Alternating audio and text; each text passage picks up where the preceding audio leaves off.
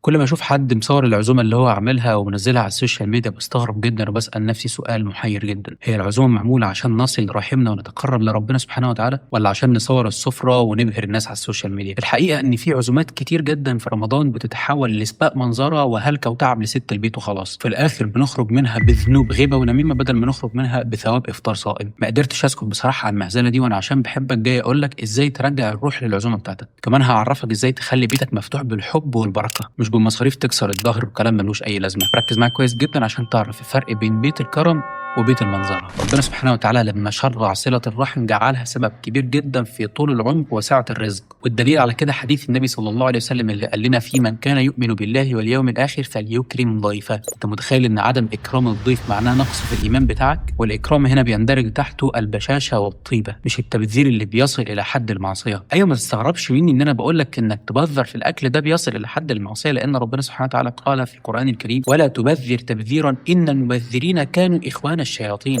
المشكله كمان يا جماعه ان احنا بقينا بنهتم بنوع الاكل اكتر ما بنهتم بنوع الكلام اللي بيتقال على السفره. حاجه غريبه بصراحه، هتلاقي العزومات مليانه غيبه ونميمه على اللي رايح واللي جاي واللي غايب واللي قاعد واللي قام، وحاجه كبيره قوي سعادتك. ده غير كمان التعب البدني اللي بيخلي زوجتك او والدتك او اختك ما تصليش التراويح من كتر التعب. النبي صلى الله عليه وسلم كان بيقبل القليل وبيرفع الحرج عن الناس. انا مش بقول لك تبقى بخيل، بالعكس انا بقول لك لازم تكرم الضيف بتاعك، بس فكره التبذير الاوفر والاكل الكتير اللي بيترمي اصلا من بعد العزومه حرام عليك. لو انت فاكر ان انت كده جامد حبيبي، انت كده عاصي مش جامد. فينا يا جماعه البساطه اللي بتخلي القلوب قريبه من بعض. والاضافه المهمه اللي عايز انبه عليها قوي: بلاش نضغط على الفقير او القريب اللي ظروفه صعبه بحجه عزومات رد الجميل اللي بتكلفه فوق طاقته وهي كلها على الفاضي. هو لو عزمك على عيش وجبنه احسن ما يروح يستلف فلوس ويعمل عزومه علشان بس يطلع قد المقام. اجعل عزومتك دي خالصه لله وراعي مشاعر الناس. مش كده يا راجل، ده انت بتروح تعد الاصناف اللي على السفره. ايه يا عم في ايه؟ خلي هدفك انك تجمع الشمل وتقرب القلوب من بعضها، تفوز بدعوه صائم. عاوزك بعد الفيديو ده تجمع الناس على الخير، مش تفرقهم بالمظاهر الكذابه والطبقيه اللي ملهاش اي لازمه. صدقونا يا جماعه، القلوب بتشبع بالكلمه الطيبه مش بكتره الاصناف على السفره ابدا. خلي بيتك واحه للسكينه مش مجرد مطعم للمنظره. صله رحمك هتعلي رصيدك الحقيقي في الدنيا وفي الاخره. فاتمنى من قلبي انك تحافظ عليها من غير رياء. استغلوا ليالي العشر في تصفيه القلوب قبل تزيين البيوت.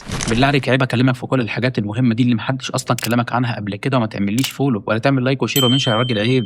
اعمل لي فولو عشان تعرف كل يوم معلومات جديده عن رمضان. انا عبد الرحمن هلال، استنوني في حلقه بكره ان شاء الله، ورمضان كريم.